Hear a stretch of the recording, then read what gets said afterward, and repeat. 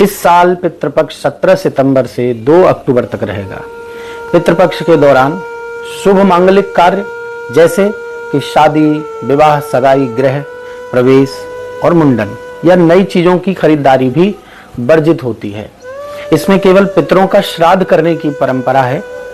पितृपक्ष में तिथि अनुसार ही पितरों का श्राद्ध किया जाता है।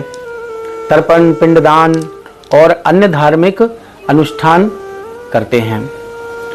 लोग अपने पूर्वजों की तृप्ति के लिए भोजन और जल अर्पित करते हैं।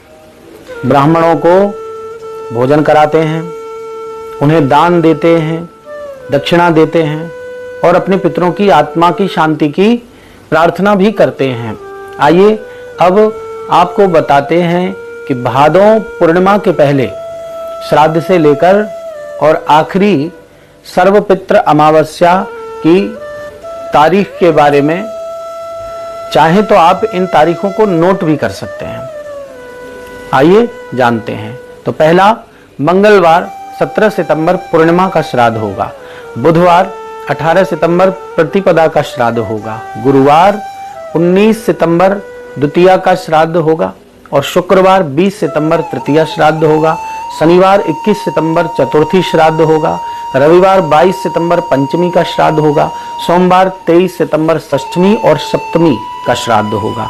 दोनों श्राद्ध एक ही दिन है। मंगलवार को फिर 24 सितंबर को अष्टमी का, बुधवार 25 सितंबर को नवमी का, गुरुवार 26 सितंबर दशमी का श्राद्ध, शुक्रवार 27 सितंबर एकादशी का, शनिवार को कोई भी श्राद्ध की तिथि नहीं है और रविवार 29 सितंबर द्वादशी का श्राद्ध, सोमवार 30 सितंबर त्रयोदशी का श्राद्ध, 1 अक्टूबर चतुर्दशी श्राद्ध, 2 अक्टूबर सर्वपितृ अमावस्या श्राद्ध कर्म किया जाएगा। क्या क्या होना चाहिए, आपको किस समय करना चाहिए श्राद्ध कर्म, इस बारे में आपको हम बता देते हैं कि शास्त्रों के अनुसार पितृपक्ष में सुबह उठकर नहा धोकर और कुछ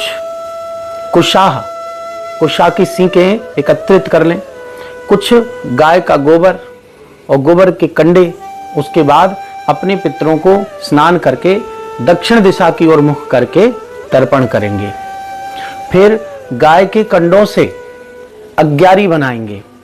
अग्यारी में भोग लगाएंगे। भोग में कद्दू की सब्जी, विशेष सब्जी, पूड़ी, खीर ये जरूर बनाएं।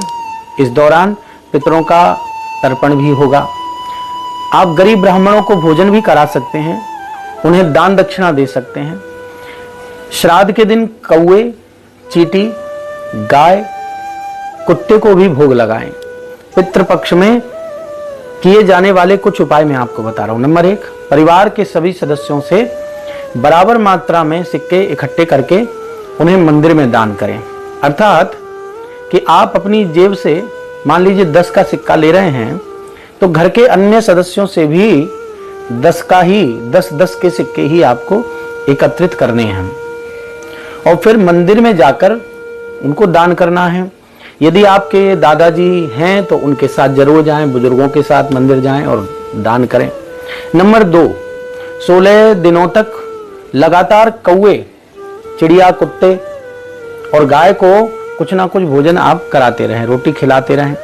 नंबर 3, 16 दिनों तक लगातार आपको सुबह और शाम घर में संध्या बंदन के समय पर कपूर जलाएंगे आप सुबह शाम। गुड़ में घी मिलाकर उसकी धूप बनाएंगे।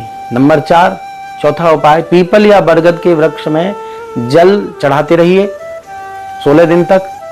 थोड़ा सा केसर उस जल में लगाइए और फिर तिलक लगाइए वृक्ष को। भगवान विष्णु के मंत्र को आप जाप भी कर सकते हैं। गीता का पाठ भी कर सकते हैं आप। पितृदोष गीता पाठ से बहुत जल्दी जाता है। और नंबर 5 उपाय है कि पितृपक्ष में प्रतिदिन नियमित रूप से पवित्र नदी में स्नान करना है आपको। पितरों के नाम पर तर्पण करना है आपको नदी के किनारे ही। इसलिए पितरों को जो काला तिल, जौ और एक लाल फूल डालकर दक्षिण दिशा की ओर मुख करके आपको उन्हें जल अर्पित करना है, क्योंकि पूरे वर्ष तक वे उसी जल से तृप्त रहते हैं और कोई जल नहीं मिलता। पितरों के लिए किए गए मुक्ति कर्म को श्राद्ध या तिल मिश्रित जल अर्पित करना चाहिए। इसी क्रिया को तर्पण क्रिया भी कहते हैं। पितृपक्ष के दौरान पिंडदान भी किया जाता है। पिंडदान का बड़ा महत्व है। सामान्य विधि के अनुसार पिंडदान में चावल, जौ का आटा, दूध, गुड़ और शहद मिलाकर पिंड बनाया जाता है और उन्हें पितरों को अर्पित किया जाता है।